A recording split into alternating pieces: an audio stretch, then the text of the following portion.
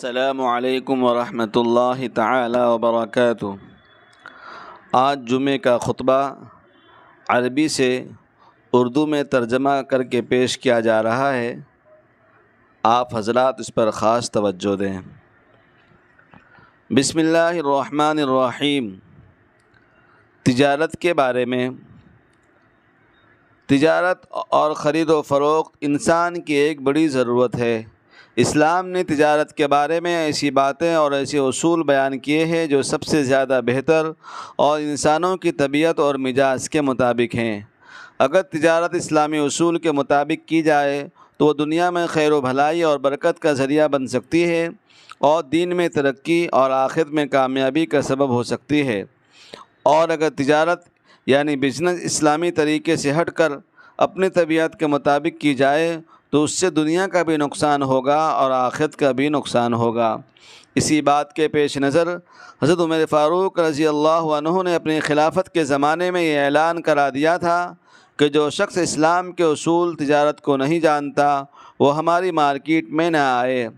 تجارت کے بارے میں اسلام نے جو باتیں بتائی ہیں اور جو ہدایات دی ہیں ان میں سے بنیادی باتیں بیان کی جاتی ہے جن کا سمجھنا آسان ہے اور جن کو جاننا ہر بزنس مین کے لیے ضروری ہے۔ نمبر 1، تجارت کے معاملے کو دھوکے اور فریب سے پاک رکھنا۔ ایک مرتبہ رسول اللہ صلی اللہ علیہ وآلہ وسلم بازار گئے۔ ایک آدمی اناج بیچ رہا تھا۔ آپ اس جگہ کھڑے ہو گئے اور اپنا ہاتھ اناج کے ڈھیر میں داخل کر دیا۔ اندر آپ کو بھیگی ہوئی محسوس ہوئی، اوپر سے اناج سوکھا تھا اور اندر سے بھیگا تھا۔ آپ نے اس آدمی سے کہا، اے غلہ بیچنے والے، یہ کیا ہے؟ اس نے کہا، اے اللہ کے رسول، بارش ہو گئی تھی اس لیے اناج بھیگ گیا تھا۔ آپ صلی اللہ علیہ وسلم نے فرمایا، تم نے کیوں نہیں بھیگے ہوئے اناج کو اوپر کو رکھ دیا تاکہ خریدنے والا اسے دیکھ لیتا؟ سنو، جو دھوکہ دے وہ ہم میں سے نہیں۔ جو دھوکہ دے وہ ہم میں سے نہیں۔ لہذا سب سے اہم اور پہلی بات یہ ہے کہ تجارت کے معاملے کو دھوکہ اور فریب سے پاک رکھا جائے۔ نمبر 2، سامان میں کسی طرح کا عیب ہو تو خریدنے والے کو بتلا دے۔ ایک حدیث میں ہے کہ رسول اللہ صلی اللہ علیہ وآلہ وسلم نے فرمایا، مسلمان کا بھائی ہے، مسلمان بھائی کے لیے حلال نہیں کہ وہ اپنے بھائی سے ایسا سامان بیچے جس میں عیب ہو، ہاں مگر یہ کہ اسے بیان کر دے۔ ایک حدیث میں اللہ کے رسول صلی اللہ علیہ وآلہ وسلم نے فرمایا، جس نے عیب والی چیز بیچ دی اور بتایا نہیں تو وہ ہمیشہ اللہ کے غضب اور فرشتوں کی لعنت میں گرفتار رہے گا۔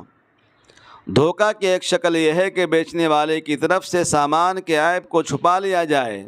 چنانچہ اگر سامان میں کسی طرح کا عیب ہو تو اس کو خریدار کے سامنے بیان کر دینا ضروری ہے، اس کو چھپا کر بیچنا جائز نہیں ہے۔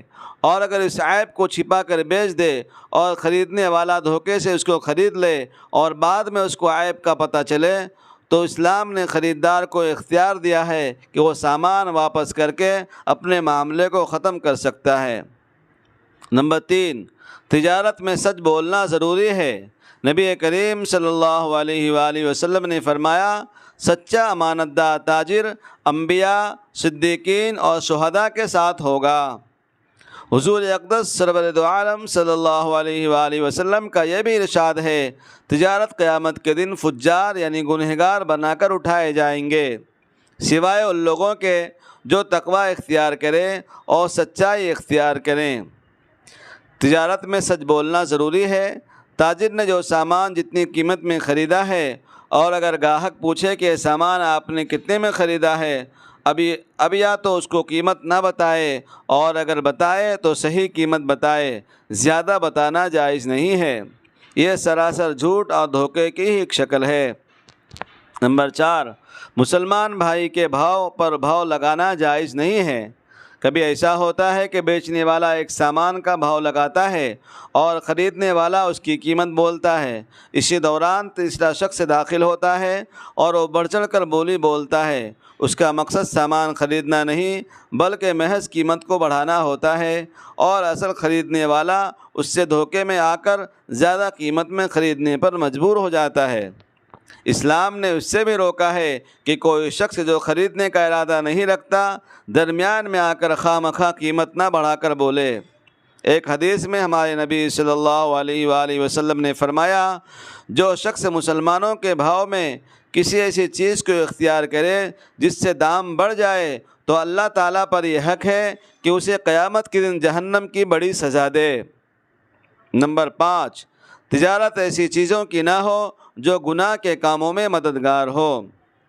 سورہ مائدہ میں اللہ تعالیٰ کا ارشاد ہے، نیکی اور تقوی کے کاموں میں ایک دوسرے کے ساتھ تعاون کرو اور گناہ اور ظلم میں تعاون نہ کرو، اور اللہ سے ڈرتے رہو، بے شک اللہ کا عذاب بڑا سخت ہے۔ لہذا اسلام نے جن چیزوں کو ناجائز اور حرام کہا ہے ان کو ناقابل استعمال قرار دیا ہے، اور خرید و فروخت کے ذریعے ان چیزوں کی عزت ہوتی ہے، تو ایسی تمام چیزوں کی تجارت اور بیچنا خریدنا اسلام میں جائز نہیں۔ چنانچہ سور اور مردار جانور کی خرید و فروخت سے منع کیا گیا ہے، اور شراب بیچنے کی اجازت نہیں دی گئی ہے۔ جاندار کی تصویروں کو بیچنا بھی جائز نہیں ہے، کیونکہ ان چیزوں کی خرید و فروخت سے ان کی عظمت ٹپکتی ہے اور وہ گناہ کے پھیلنے کا ذریعہ ہے۔ مومن کی شان یہ ہے کہ وہ ہمیشہ نیکی اور بھلائی کے کاموں میں تعاون کرے اور برائی اور گناہ کے کاموں میں تعاون کرنے سے بچے۔ نمبر 6، شک شبہ والے معاملات نہ کیے جائیں۔ ایک اصول یہ ہے کہ اسلام نے خرید و فروخت کی ان تمام صورتوں سے بھی روکا ہے جن میں یہ شک اور شبہ ہو کہ تاجر بیچی ہوئی چیز کو خریدار کے سپرد نہیں کرے گا، یا خریدار جو قیمت دینا طے کیا ہے وہ تاجر کو ادا نہیں کر سکے گا۔ اسی وجہ سے تالاب میں موجود مچھلیوں کی خرید و فروخت سے منع کیا گیا ہے، اور اسی طرح ان پھلوں کی بھی خرید و فروخت سے روکا ہے جو ابھی نہ نکلے ہوں، کیونکہ ہو سکتا ہے کہ تالاب میں مچھلیاں نہ ہو یا درخت پر پھل نہ آئے اور خریدنے والے کو نقصان ہو جائے۔ مسلم شریف کی روایت ہے، رسول اللہ صلی اللہ علیہ وآلہ وسلم نے فرمایا، پھلوں کو مت بیچو یہاں تک کہ اس کا نفع ظاہر ہو جائے اور آفتوں سے محفوظ ہو جائے۔ بخاری شریف میں حضرت جابر بن عبداللہ رضی اللہ عنہما سے مروی ہے کہ رسول اللہ صلی اللہ علیہ وآلہ وسلم نے پھلوں کو اس وقت تک بیچنے سے منع فرمایا ہے جب تک کہ اس کا نفع ظاہر نہ ہو جائے۔ نمبر 7، وہ تمام معاملات بھی نہ کیے جائیں جن میں آگے چل کر تاجر اور خریدار کے درمیان لڑائی ہو سکتی ہے۔ ایک اہم بات یہ بھی ہے کہ اسلام نے ان تمام صورتوں سے روکا ہے جن میں آئندہ چل کر تاجر اور خریدار کے درمیان لڑائی ہو جائے، جھگڑا اور اختلاف ہونا ممکن ہو جائے، جیسے قیمت متعین نہ ہو، یا جو چیز بیچی گئی ہے وہ متعین نہ ہو، یا سامان اور قیمت ادا کرنے کی جو مدت طے کی گئی ہے وہ واضح نہ ہو، یا سامان اور قیمت کی مقدار پوری طرح واضح نہ ہو۔ یہ وہ صورتیں ہیں جن میں آئندہ چل کر جھگڑا ہو سکتا ہے، اس لیے اسلام نے ان تمام صورتوں سے روکا ہے اور پہلے ہی مرحلے میں سارے معاملات صاف کرنے کی تاکید کی ہے۔ کسی سے سامان بیچتے وقت کوئی شرط لگانا جائز نہیں۔ خریدار نے جب وہ سامان خرید لیا تو اب وہ اس طرح ہر طرح کا تصرف کرنے کا حق رکھتا ہے، جیسے کسی نے کوئی جانور بیچا اور یہ شرط لگا دی کہ یہ جانور 1 مہینے میرے پاس ہی رہے گا جب تک کہ لے جانا، یا مکان بیچتے وقت یہ شرط لگا دی کہ 2 مہینے تک میں ہی اس میں رہوں گا پھر حوالہ کروں گا، یہ تو جائز نہیں ہے۔ شرط یہ ہے کہ تاجر لگائے ہوئے خریدار کی یا کسی ایسی شرط کو لگانے کا حق نہیں ہے، جیسے خریدار نے ایک سامان خریدا اور شرط لگائی کہ اس کو فلاں جگہ تک پہنچانا ہوگا، تو اس کو بھی ایسی شرط لگانے کا کوئی حق نہیں۔ ہاں، اگر کوئی اس طرح احسان اور رعایت کا معاملہ کرے کہ جب معاملہ طے ہو جائے تو بعد میں درخواست کرے کہ اس سامان کو فلاں جگہ تک پہنچا دو اور جو خرچ ہوگا میں دے دوں گا، یا تاجر نے مکان بیچا اور خریدار سے بعد میں درخواست کرے کہ 1 مہینے کے بعد مکان خالی کر دوں گا اور اس درخواست پر خریدار بھی راضی ہو جائے تو صحیح ہے، ورنہ خرید و فروخت کے دوران ہی اس طرح کا شرط لگانا جائز نہیں ہے۔ حدیث میں ہے کہ رسول اللہ صلی اللہ علیہ وآلہ وسلم نے خرید و فروخت میں کوئی شرط لگانے سے منع فرمایا ہے۔ نمبر 8، تجارت آپسی رضامندی سے ہو۔ سورہ نساء میں اللہ تعالیٰ کا ارشاد ہے، اے ایمان والو، آپس میں ایک دوسرے کے مال ناحق طریقے سے نہ کھاؤ، الا یہ کہ کوئی تجارت آپسی رضامندی سے وجود میں آئی ہو۔ یہ آیت کریمہ بھی بزنس کے اصول بیان کر رہی ہے کہ تجارت آپس کی رضامندی سے ہونی چاہیے، البتہ تجارت ایسی ہونی چاہیے جو اللہ تعالیٰ کے نزدیک تجارت ہو، یعنی جائز ہو۔ چنانچہ سود کا لین دین آپسی رضامندی سے بھی جائز نہ ہوگا، کیونکہ اللہ تعالیٰ نے سود کو حرام قرار دیا ہے۔ نمبر 9، خرید و فروخت کرتے وقت اور اپنا حق وصول کرتے وقت نرمی برتنا چاہیے۔ صحیح بخاری میں حضرت جابر رضی اللہ تعالیٰ عنہ سے مروی ہے کہ نبی کریم صلی اللہ علیہ وآلہ وسلم نے ارشاد فرمایا، اللہ تعالیٰ رحم فرمائے اس شخص پر جو بیچتے وقت بھی اور خریدتے وقت بھی اور اپنا حق وصول کرتے وقت بھی نرم ہو۔ یعنی اللہ تعالیٰ کو یہ بات پسند نہیں کہ آدمی پیسے پر جان دے دے۔ کوئی خریدار خریداری کرنے کے لیے آیا، آپ نے اس کی قیمت بتائی اور وہ اس قیمت کو ادا کرنے کا اہل نہیں ہے تو آپ اس کے ساتھ کچھ نرمی کر دیں، یعنی اپنا نقصان نہ کریں لیکن اپنے منافع میں سے کچھ کم کر دیں۔ نمبر 10، بیچی ہوئی چیز کو واپس لینے سے اللہ تعالیٰ لغزشیں معاف فرماتے ہیں۔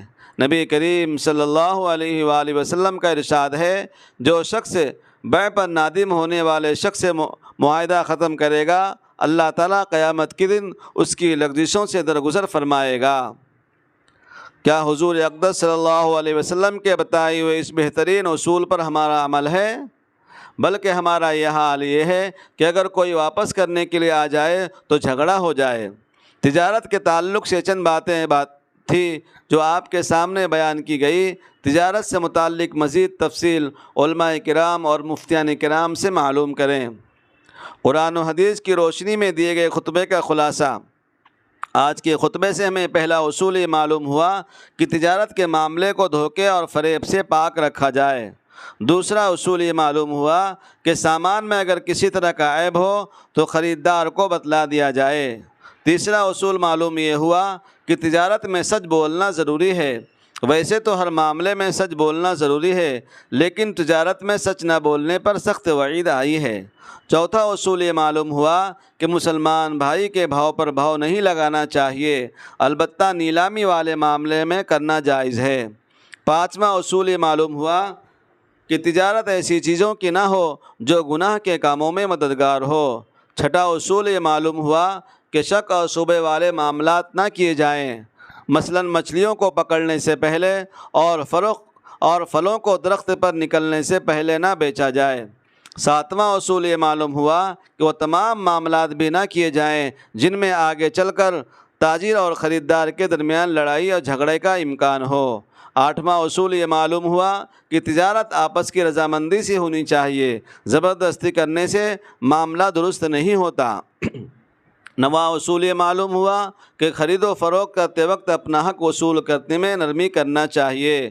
10واں اصول یہ معلوم ہوا کہ اگر خریدار معاملہ ختم کرنا چاہتا ہے تو ہمیں بیچی ہوئی چیزوں کو واپس لے لینا چاہیے، کیونکہ اس سے اللہ تعالیٰ لغزشوں کو، غلطیوں کو معاف فرما دیتے ہیں۔ لہٰذا آج کے اس خطبے میں تجارت کے اصول اور مسائل سے متعلق جو باتیں قرآن و حدیث کی روشنی میں بیان کی گئی ہیں، ہم ان کو اپنے سامنے رکھیں اور ان پر عمل کرنے کا اہتمام کریں۔ اللہ تعالیٰ ہم سب کو ان باتوں کو سمجھنے اور ان پر عمل کرنے کی توفیق عطا فرمائے اور ہماری خدمات کو قبول فرمائے، آمین۔ آپ حضرات سے گزارش ہے کہ آپ اس خطبے کو سنیں، اس پر عمل کریں اور اپنے تمام مسلمان بھائی بہنوں کو اس پر عمل کرانے کی کوشش کریں گے انشاءاللہ۔ آپ حضرات بھی انشاءاللہ کہیں، فجزاکم اللہ خیرا۔ اللہ ہم سب کو توفیق عطا فرمائے اور ہماری خدمت کو قبول فرمائے۔ اگر ہمارا یہ کام آپ حضرات کو پسند آتا ہو تو ہمیں اپنی قیمتی دعاؤں سے ضرور نوازیں اور لائک اور شیئر ضرور فرمائیں۔